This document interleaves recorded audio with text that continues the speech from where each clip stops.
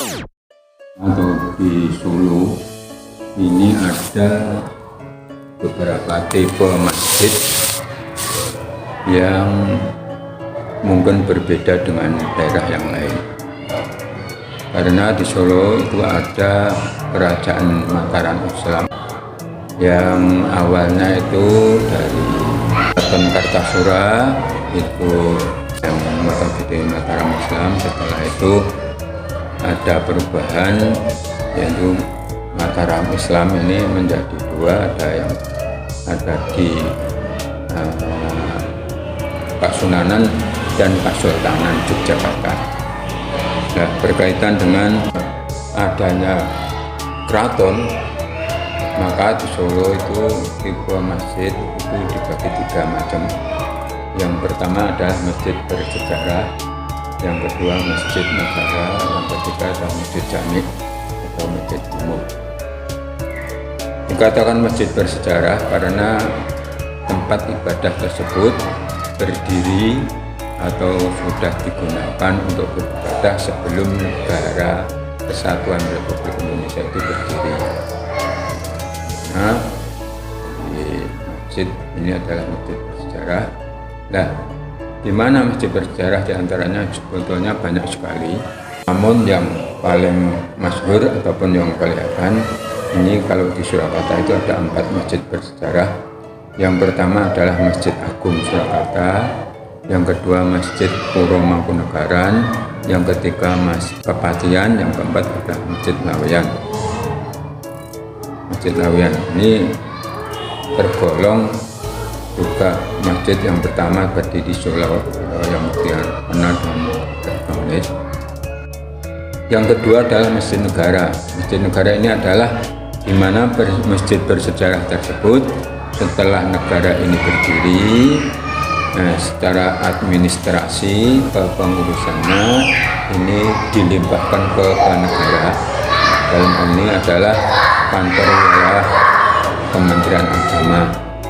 Kalau dulu itu di Jawa Tengah, baru tahun sekitar 2015-an itu dilimpahkan ke Kementerian Agama Kota Surakarta, dan baru kemarin sekitar tahun 2020 ini urusan masjid diserahkan ke Wali Kota Surakarta. Adapun Masjid Jami adalah berdirinya adalah setelah negara ini berdiri, dan tempatnya ini mungkin di kampung-kampung, mungkin di instansi-instansi ataupun sekolah-sekolahan yang notabene adalah juga tempat beribadah, mushola ataupun masjid, tetapi berdirinya ini setelah negara sudah merdeka atau negara sudah berdiri. Nah, berkembali kepada Masjid Al-Aqsa.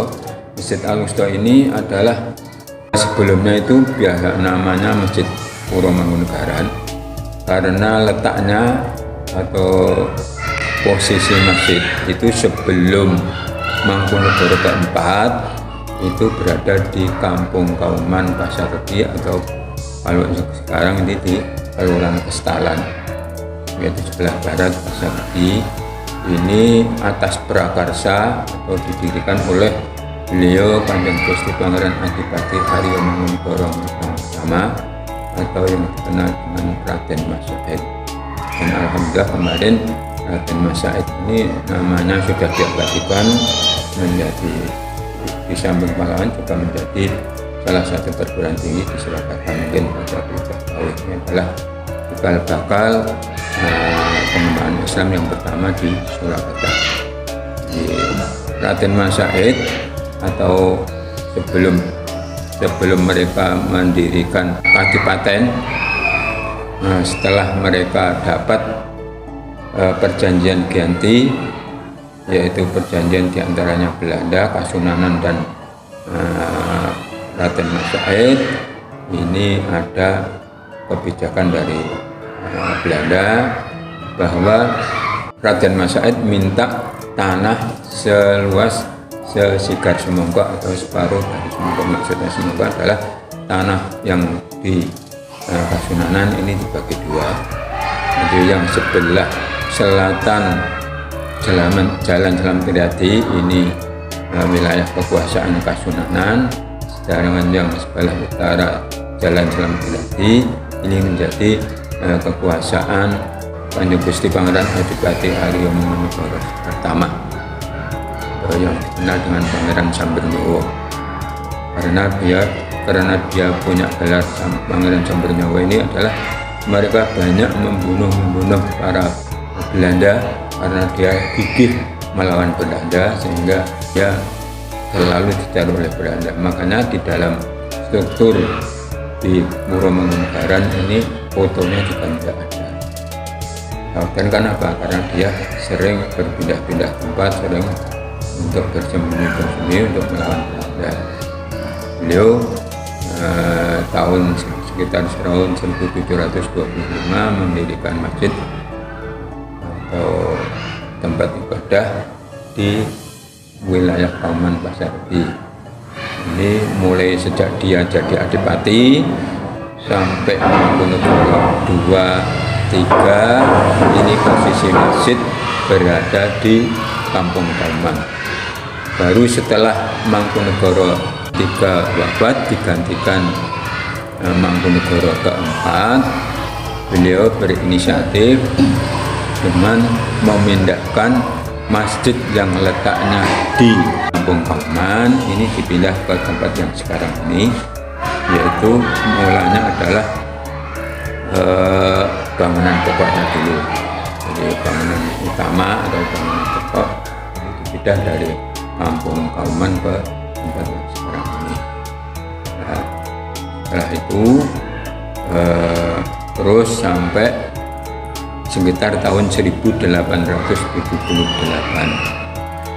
terus berkembang akhirnya sampai mulai dari Mangkunegara 4, Mangkunegara ke-5, Mangkunegara ke-6 ini posisi masjid tetap biasa.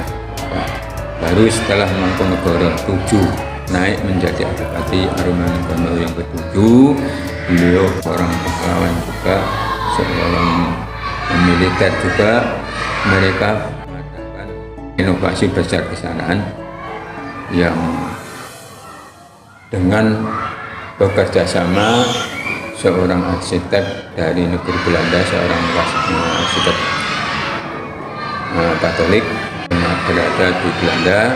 Karena hubungannya baik antara Mangkunegara 7 dengan arsitek dari Belanda itu, akhirnya dia minta untuk mendesain menambah Masjid Al-Wusta ini yang dulunya bentuknya agak kecil, terus dilebarkan dengan bantuan dari insinyur dari negeri Belanda yang namanya Thomas Herman Lessen. Nah, sekitar tahun 1919 akhirnya Mangkunegara 7 ini merenovasi, menambah, yaitu bangunan yang ada di Serambi, membangun menara, membangun manikin, membuat pagar baik di Serambi ataupun di Waliling, di halaman ataupun di belakang masjid ataupun di muka masjid, dengan dibikin dapur juga dengan menambah keindahan melalui kaligrafi yang diambilkan dari Al-Quran, dari ayat-ayat Al-Quran, juga dari hadis-hadis Nabi. Ini sekitar tahun 1919 dan tahun 1923 ini beliau juga memprakarsai mendirikan menara dan manikin. Menara dan manikin ini selesai sekitar tahun 1926. Begitu menara selesai, untuk diadakan sholat Jumat yang pertama kali di Puro Mangkunegaran.